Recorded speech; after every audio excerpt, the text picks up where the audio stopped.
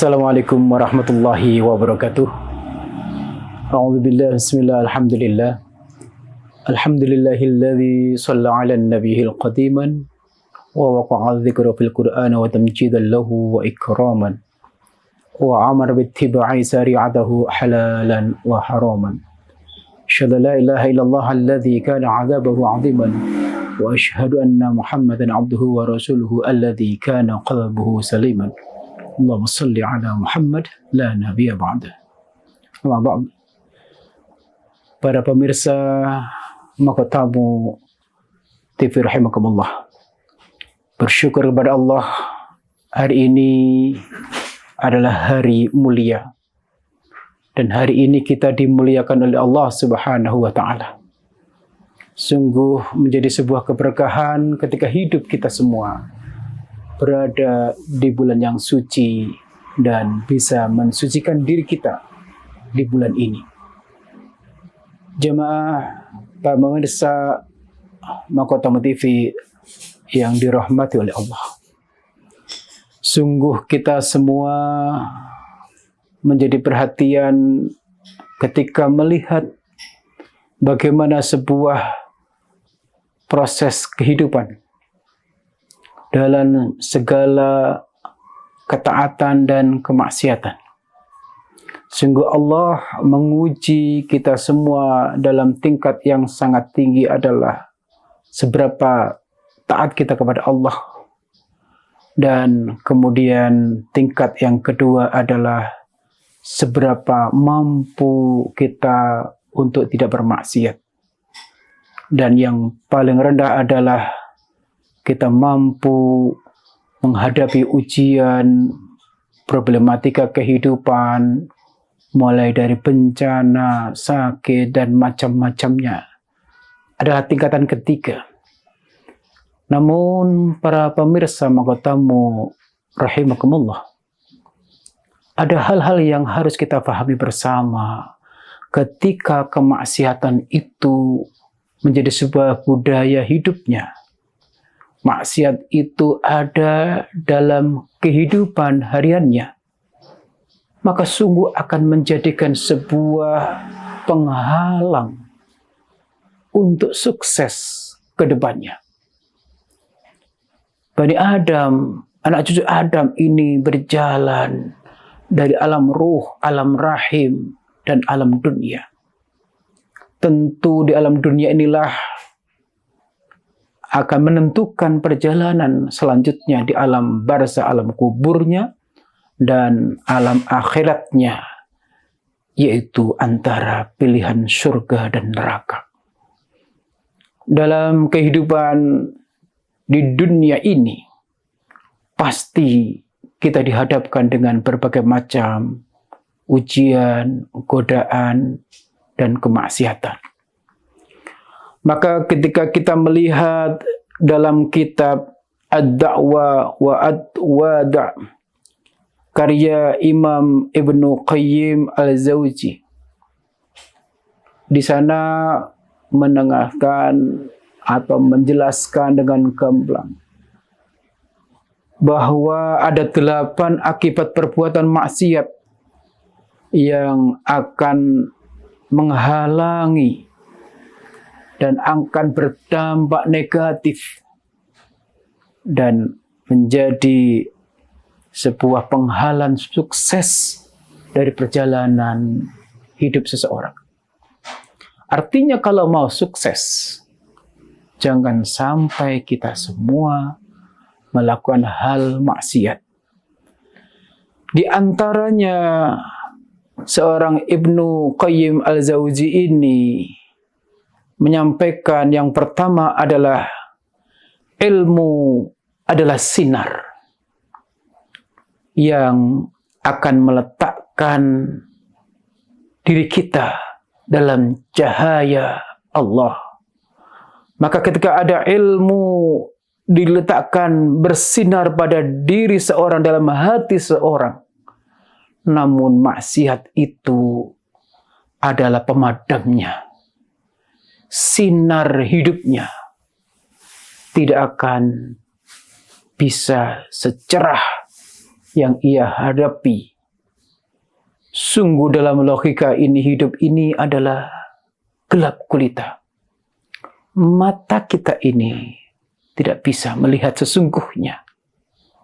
Namun dengan dibantu cahaya baru bisa melihat dengan terang benderang. Seorang yang akan sukses tentu fa'alaih bil ilm. Dia harus memiliki ilmu. Dan tentu untuk sukses dunia dan akhiratnya harus dengan ilmu. Namun ketika anak Adam itu berbaur dengan segala kemaksiatannya, maka ilmu itu hanya menjadi genangan tanpa manfaat dan tentu akan memadamkan dari apa yang ia dapatkan cahaya-cahaya terang itu. Maka itulah jemaah para pemirsa Makotamu rahimakumullah. Maka yang kedua adalah maksiat itu menghalangi rezeki. Ketika orang itu ada di dalam pergumulan maksiat, artinya jauh dari ketaatan dan ketakwaan. Padahal Allah sudah menjanjikan wa may yattaqillaha yaj'al lahu makhraja wa yarzuqhu min haitsu la yahtasib. Barang siapa yang bertakwa kepada Allah, maka sungguh Allah akan mudahkan segala kesulitan hidupnya. Wa yarzuqhu min haitsu la yahtasib.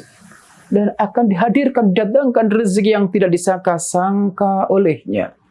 Tentu namanya sukses tidak jauh dari rezeki, kebahagiaan. Maka jangan dipadamkan, jangan dihilangkan karena maksiat kita. Jemaah, para pemirsa Makotamu yang berbahagia. Selain itu adalah menimbulkan rasa gaduh dan gelisah di dalam hati. Kebaikan selalu mendatangkan ketenangan, sedangkan kejelekan, kemaksiatan selalu mendatangkan yang namanya kegelisahan. Adalah hadis riwayat Muslim. Maka ketika seorang itu bermaksiat, pasti akan datang yang namanya kegelisahan, keganduhan, atau bahkan tidak sesungguhnya yang dalam hatinya. Namun ketika yang namanya kebaikan, ketaatan, ketakwaan akan datangkan ketenangan, kedamaian. Yang keempat adalah maksiat itu mendatangkan kesulitan. Jangan bermaksiat. Karena sungguhnya Allah katakan, wa ma zalamnahum walakin kanu hum zalimin. Di dalam surat Az-Zukhruf ayat ke-76 Allah katakan, dan tidaklah kami menzalimi mereka ditimpa banyak kesulitan, tetapi merekalah yang menzalimi diri sendiri. Maka sungguh orang yang zalim itu seperti yang mengumpulkan kayu bakar untuk membakar dirinya. Zalimul li nafsih, menzalimi dirinya sendiri. Yang kelima adalah menimbulkan kegelapan dalam hati. Hidayat sulit untuk masuk. Dan kegelapan dalam hati itu sudah jelas siapa sesungguhnya dalangnya, siapa sesungguhnya kawan hidupnya adalah syaitan.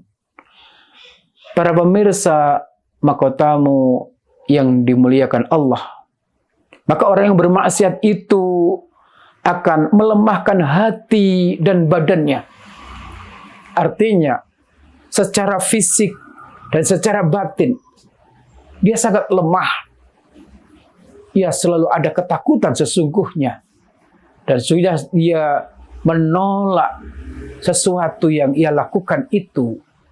Nilai-nilai sosial, masyarakat, dan sebagainya. Namun ia memperturutkan kemauan kesenangan duniawi. Maka Rasul katakan, Al-kaisu man dana nafsahu wa amila lima ba'dal maut. Orang yang pandai dalam hidupnya ada orang bisa menundukkan hawa nafsunya. Wa amla lima ba'dal maut, dan kemudian mencari bekal untuk kematiannya. Wal ajizu, ada orang bodoh dalam hidup ini.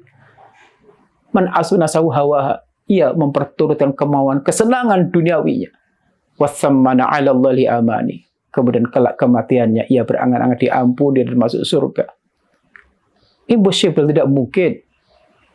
Maka jamaah rahimakumullah, jauhkan dari maksiat. Yang kemudian yang ketujuh adalah maksiat menghalangi ketaatan kepada Allah. Tidak bisa kita ahli maksiat tiba-tiba saja taat dan kemudian bermaksiat.